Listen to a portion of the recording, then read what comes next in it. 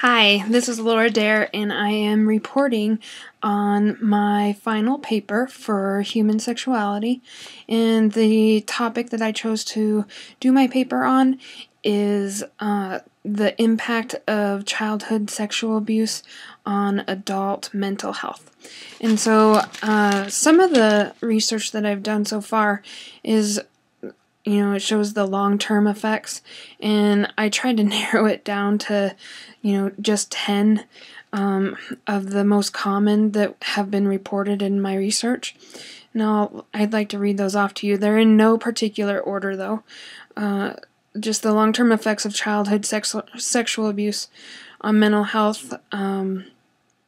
One is drug and alcohol, nicotine dependency, eating disorders, major depression, anxiety disorders, suicide ideation, and suicidal behavior, and also suicidal attempts. And then conduct and antisocial disorder, divorce, re-victimization. So one of the things that was prevalent with that was including rape as an adult and avoidance, and then post-traumatic stress syndrome, or post-traumatic stress disorder, actually. And so those are 10 that were very prominent throughout the research so far. The suicide was really disturbing. It was 2.5 times higher, with looking at different studies that have been in there. There is a 2.5 times more likelihood of somebody attempting and possibly being able to be successful in suicide if they have been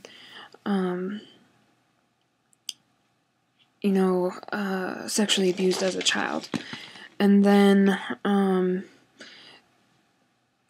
the researchers also found that childhood sexual abuse has a much larger impact than even physical abuse by itself.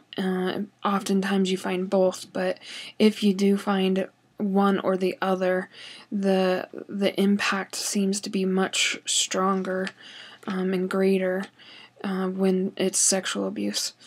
And then child sex abuse causes something called stress sensitization. Sorry, that's a hard word. Which basically is when there are adversities in a child's life, when they get older as an adult, the impact is exacerbated when there are stressful events that occur in their adult life. And then a small portion of children, which I was actually a little bit shocked, but it makes sense, is that a small portion of children report no psychological distress. However, a lot of the information also talked about, even though they may not report anything as a child, it can come out later in life, and even if they don't report it, say 25 years after the fact, then it can still come out even later in life. And so that there's really, a wide range of when reports happen. And then for children, anxiety and acute stress disorders are the most strongly associated with child sexual abuse. And for adults, it's the personality disorders. And then there's a 4 times increase in adults using mental health services if they have been sexually abused as a child. That's mind-blowing for me.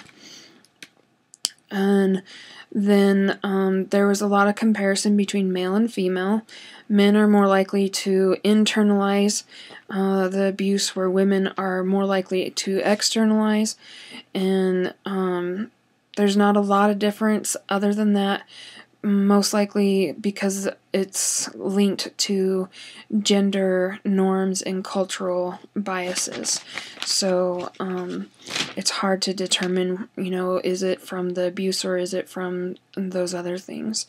And then there was a lot of mention, obviously, about the Catholic clergy and the abuse, and how children that were abused by the Catholic clergy had a very large increase in suicide rates. And most of them were male. Around 80% of the victims were male, and most of them were in the ages of 11 to 14, which really damages their sense of self and sexual identity, social and cognitive development, and just a general sense of trust, which is all very it's all developing in significant ways during that age group, and so it obviously makes a huge impact.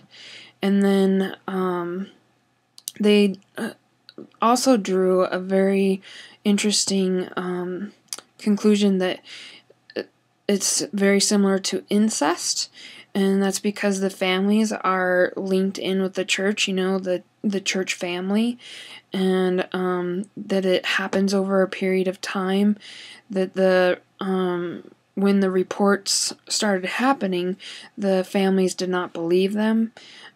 Church leaders tried to silence the victims to avoid, negative issues coming out, and then most did not disclose until they were adults, and all of those things are very similar to incest.